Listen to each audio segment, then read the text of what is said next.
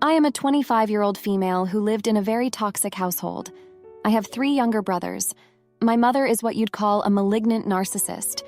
She finds joy in causing others hurt and hurting people's feelings. She brings everyone else down with her. If you are happy out and she had a bad day, she'd make you feel guilty for being happy. I've worked a full-time job since I was 18. I saved up a lot of money into a secret bank account my mother has no knowledge of. I saved up $5,000, and it took a lot of time to do. I've picked up extra shifts and got lots of overtime. My longtime boyfriend has a house he inherited in Maine. He inherited the house from his grandfather, who passed away this year. My boyfriend lives in Maine currently. He moved there 5 months ago. My mother always treated me like a personal bank and babysitter. She is constantly gaslighting me and is hurtful in many ways. My dad left when I was little because of her abuse. My mother has sabotaged many things in my life. She is very controlling, and I had enough. A few hours ago, my mother and I got into a fight. This was because I wouldn't loan her $50 so she could go out with her friends. She wanted me to also babysit, and I told her no. I was planning on going to a friend's house for a while. My mother went ballistic and said, "You're a selfish witch. You're so ungrateful about all the things I've done for you." My mother then shoved me, and I froze up. I was in tears, and I went to my room and barricaded my door. A few hours ago, I called my boyfriend crying, and I vented about the situation. My boyfriend told me to move to Maine with him. My boyfriend had been telling me to move in with him for months. I was just scared of change. I agreed to move in with him. I packed my social security card, my documents, birth certificate, papers, everything I could think of. I discreetly packed my things in my car. I booked myself a motel room for one night. I am at the motel now. Tomorrow morning, I will drive to Maine. It's going to be a 10-hour drive. My mother had been blowing up my phone nonstop when she realized I was gone. Am I making a mistake? I am worried about doing the wrong thing. Edit. My younger brothers are 17, 6, and 5. Another edit, many people are asking about my dad or mentioning him in the comments. I've been in contact with my dad for all of my life. Even after he left, he had full contact with me. I am my dad's only child. My younger siblings are from other relationships. My father tried to get custody of me, but my mother lied in court. She's very manipulative. My father fought so hard to get full custody of me. My father is a good man. Now for a few comments before the update. Comment 1. Oh baby, you are not a jerk. You were born into this mess. You did not choose it. You were given this life for you to live, not to be her slave. I think you know you're not the jerk. You just need someone to tell you it's okay. So I'm telling you it's okay. My mom had a saying I think will help you. I matter to me. I mean more to me than anyone else. If it is a choice between someone else and me, I fight for me. This is the natural right of all living beings. Repeat this until it is tattooed on your soul. I wish you all the best that life has to offer. A life filled with love and joy. Just don't ever talk to your mom again. She's a vampire. Vampires can only enter your home if you invite them in. Do not invite her in. Comment 2.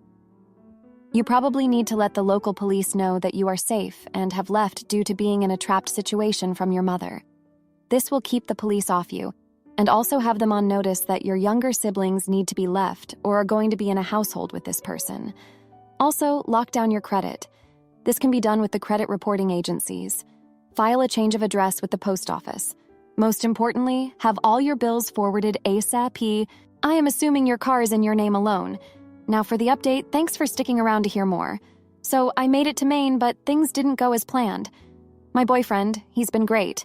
But his neighbor, let's call her Miss Nosy, she's been a thorn in my side since I arrived. She's the kind of person who smiles at you, but you can tell she's sizing you up, looking for any crack in your armor. And she found one, all right. Turns out, Miss Nosy used to be close with my boyfriend's grandfather, and she's not happy about the new living arrangement. She started spreading rumors around town about me, saying I was after his money and property. It's ridiculous because, well, there isn't much money to speak of, and the house is old and needs a ton of work. But people talk, and it's a small town.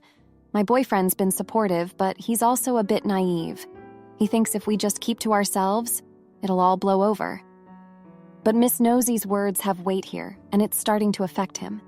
He's been passed over for a couple of handyman jobs recently, and we both know why. Now here's where it gets messy. My youngest brother, the 6-year-old, He's been having a rough time without me. He called me crying the other night because Mom had a meltdown and took it out on him. I felt like my heart was being ripped out. I wanted to go back, but my boyfriend said it would be a mistake, that I'd just be falling into her trap again. I was torn, but then my boyfriend's ex showed up. She heard about the rumors and came to check on him. I saw them talking outside and something in me just snapped. I packed my bags and left without saying a word. I drove all night, thinking I'd surprise my brother and make everything right. But when I got there, the house was a mess and Mom was nowhere to be found. My brothers were alone, and the 17-year-old was trying to hold it together. I took charge, cleaned up, made them food, and put them to bed. It felt good, like I was doing the right thing. The next morning, Mom came back, acting like nothing happened. She saw me and started with her usual guilt tripping, but I wasn't having it. I told her I was taking the kids for the day, and she just laughed. Said I couldn't handle them, that I'd be back begging for her help. I ignored her and took the kids out. We had a great day, but when we got back, she was waiting. She had called the cops, saying I kidnapped my brothers. It was a mess. They didn't arrest me, but they said I couldn't take the kids without her permission. I was furious, but also scared. I didn't want to leave them, but I also didn't want to cause more trouble. So, I made a decision. I told my mom I'd stay and help out, but only if she went to therapy. She actually agreed, probably because she realized she couldn't handle everything on her own. I called my boyfriend to tell him, and he was upset. Said I was making a mistake, that I'd get sucked back into her drama. But I couldn't leave my brothers, not like this. So I stayed. It's been a few days, and it's been hard. Mom's been going to therapy, but I can tell she's just doing it to keep me around. My boyfriend's been calling, but I've been avoiding his calls. I'm not sure what to do about us. I feel like I'm in over my head, but I can't abandon my brothers. Thanks for reading. My uncle abused me at 12, and parents took his side. So I exposed him at my brother's wedding and tore the family apart until they finally saw the truth. This will be a bit long. I am sorry. So when I was 12, my uncle came to visit, and I was alone when he arrived. He started doing things to me that I will not describe, but it broke me and it made me not trust men for years. For example, I lost my virginity when I was 30 because I didn't let any man come near me as I was having full-blown panic attacks. I told my parents about it, and they didn't really believe me. They told me years later that they were sure that he just patted my butt, and I exaggerated. My dad called my uncle and told him to not come over, but after a year, he came back into our lives. He came to me and told me to forget what happened. For years, it was a massive problem, and anytime I mentioned how hurt I am that my parents are still hanging out with him, there was always a fight. A few years back, my brother was getting married, and this uncle is his godfather. I was in another country at work. I'm European. I messaged my brother and told him what happened to me. My brother is 8 years younger than me, and my brother said he won't be invited. But my parents made the list of guests, and they invited him. I came home for the wedding, and I found out. I started screaming, and I shouted that how they could be close to someone who did this to their daughter when she was 12. And I described everything to them. I told them to choose him or me. I ran to my room and I started searching flights back to the other country, and I was sure that I have no family. My dad came to me and apologized. He said he didn't realize that this is what he's done to me.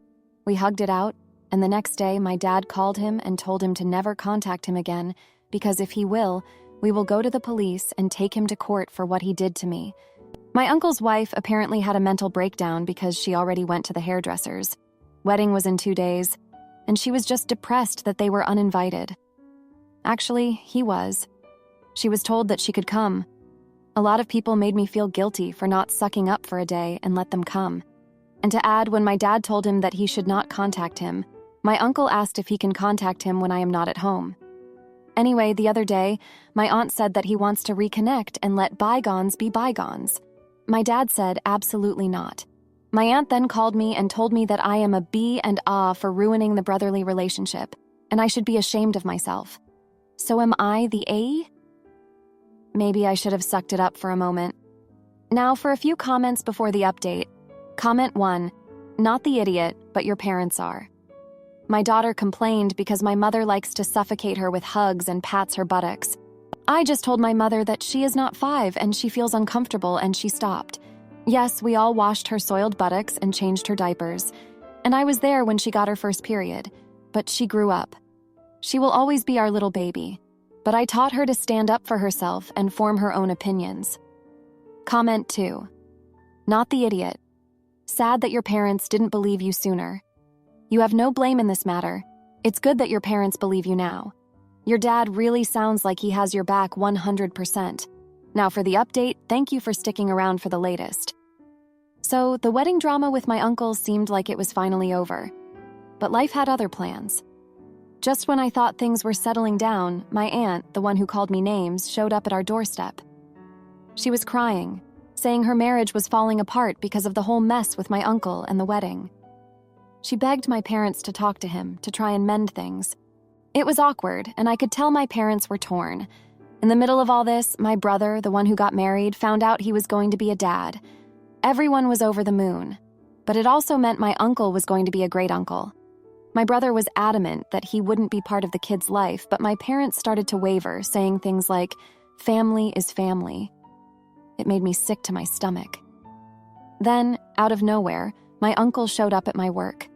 He had the nerve to pretend like nothing happened, bringing up old family memories and trying to give me a gift. I was furious and scared, but I kept it together long enough to tell him to leave or I'd call the police. He left, but not before saying he'd always be part of the family whether I liked it or not. Work became my escape after that. I threw myself into it, trying to forget. But then my boss started acting weird, giving me too much attention, making comments. It was like a bad joke. I was reliving my worst nightmare, but this time I was older, I was stronger. I reported him, and it turned into a whole investigation. It was stressful, but I felt like I was finally standing up for myself.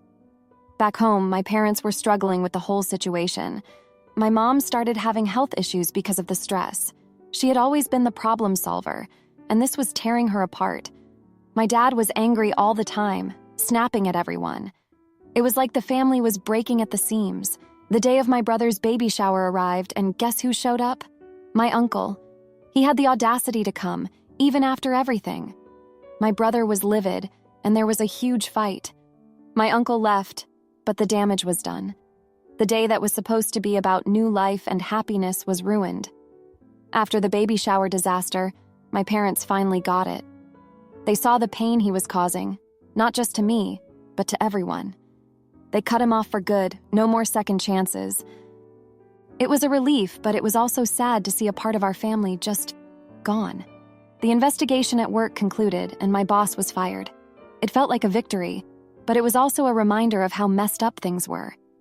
I was proud of myself for standing up, but I was also exhausted from fighting all these battles. Then something unexpected happened. My mom's health got better, and my dad started to relax. The family started to heal, slowly. We were finding our way back to each other without the shadow of my uncle looming over us.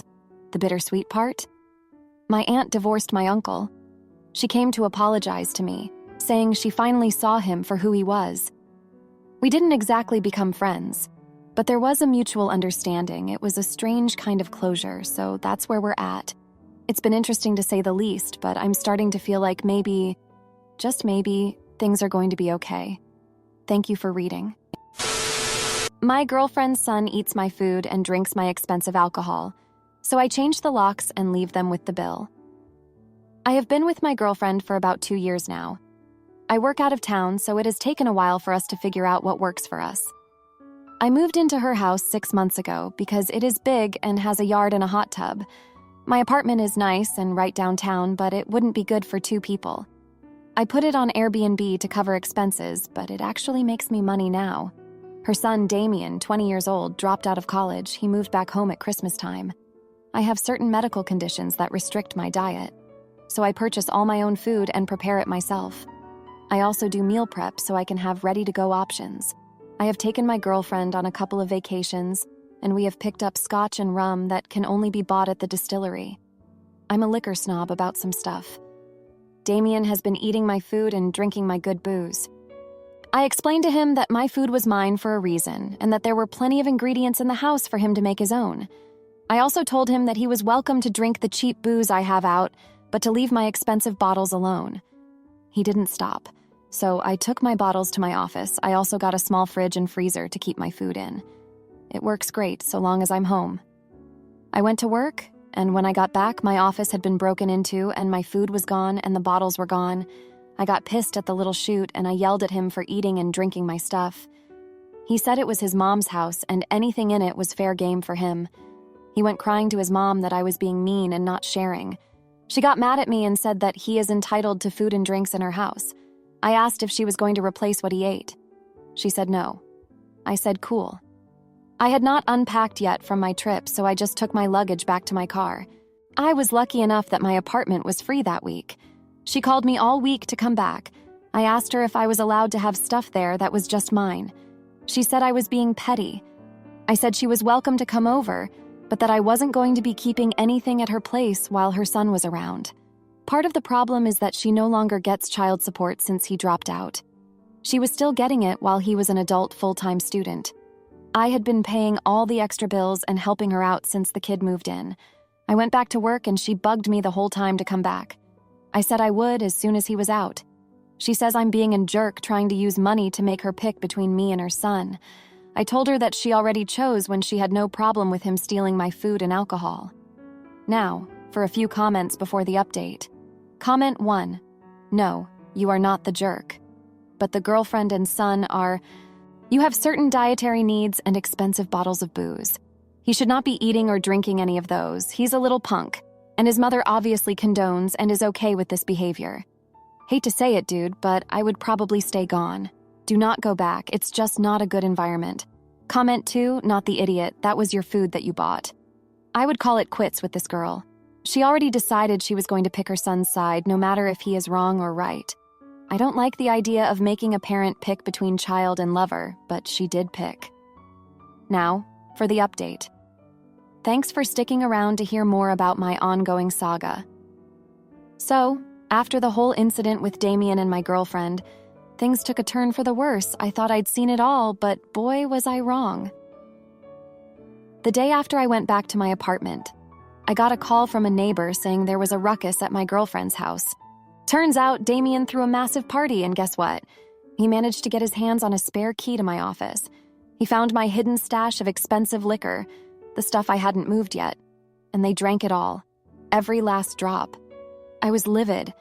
I confronted my girlfriend about it, and she just shrugged it off, saying kids will be kids. That's when I found out the secret she'd been keeping. She'd given him the key.